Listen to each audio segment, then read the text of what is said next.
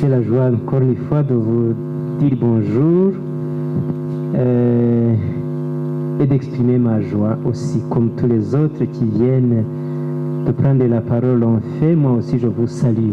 Jésus-Christ akuzwe. Il est bon d'être ici comme consacré. C'est une bonne tradition, un bon héritage que les anciens nous ont légué. Qu'aux occasions de Noël et de Pâques, prêtres et personnes consacrées de ce diocèse se mettent ensemble pour vivre un moment d'être ensemble. D'abord, de se regarder dans les yeux, et de se saluer, de se raconter des nouvelles, de prier, de manger ensemble, de bavarder ensemble, d'être ensemble. C'est une bonne tradition que nous maintenons jalousement, parce que nous sommes conscients que entre nous, prêtres du diocèse et les consacrés qui œuvrent dans notre diocèse, il y a un lien que le Seigneur a voulu et qui nous aide à bien travailler comme ouvriers apostoliques. Merci à tous présents, à vous tous présents, et à tous ceux qui, comme Monseigneur Ignace l'a dit, ne sont pas présents physiquement, mais qui sont unis à nous dans la prière, qui ont été empêchés par de multiples charges, surtout pastorales, à ce temps de l'Avent. Nous avons une autre raison de nous réjouir ensemble. Accueillir parmi nous les frères et sœurs de notre diocèse voisin. L'abbé Justin vient de l'évoquer. Nous sommes des diocèses les plus proches du monde, comme on dit. C'est Monseigneur Maroy qui aime le dire avec un brin d'humour, mais qui transmet une certaine vérité. Nous sommes vraiment proches. Et nous avons des liens déjà qui remontent depuis de très longtemps, des liens d'amitié, des liens de fraternité, et ça nous fait du bien. L'idée est venue d'un colloque, d'un entretien que nos prêtres, certains de nos prêtres ont eu avec l'abbé Justin. Je ne sais pas s'il était avec quelqu'un d'autre de Bukavu. Ils ont dit pourquoi, à l'occasion de cette récollection que nous envisageons de vivre, ne pas inviter les prêtres et les consacrés du diocèse de Bukavu. L'idée a été accueillie avec bienveillance et nous avons tout de suite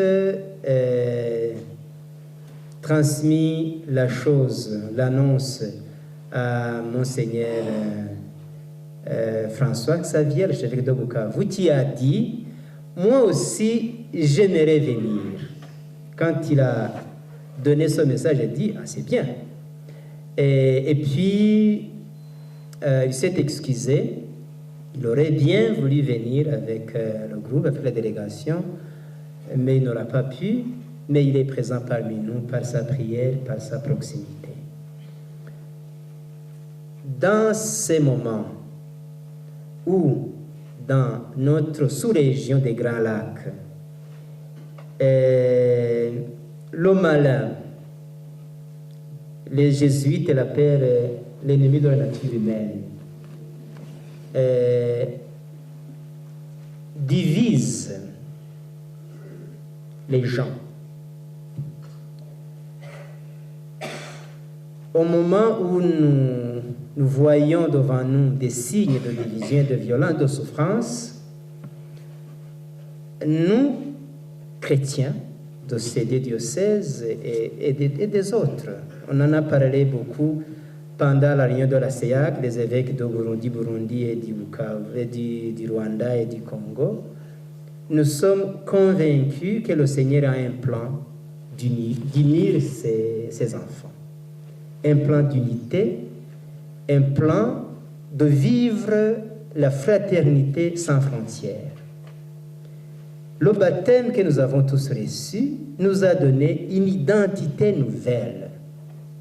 Chrétiens, frères sans frontières, frères et sœurs sans frontières. C'est notre mission, c'est notre identité et ça devient notre engagement. Vivre comme des frères.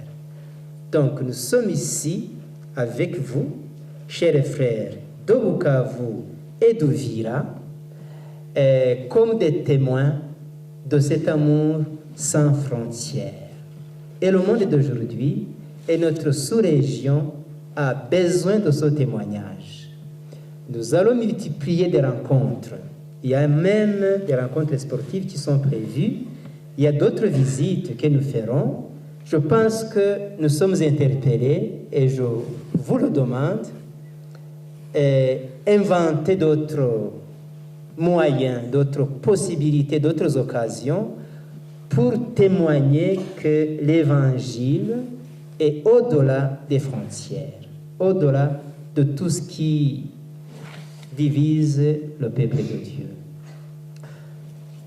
Nous manifestons, nous exprimons notre proximité à des personnes, frères et sœurs, qui sont en train de vivre une douloureuse expérience de déplacés et de réfugiés.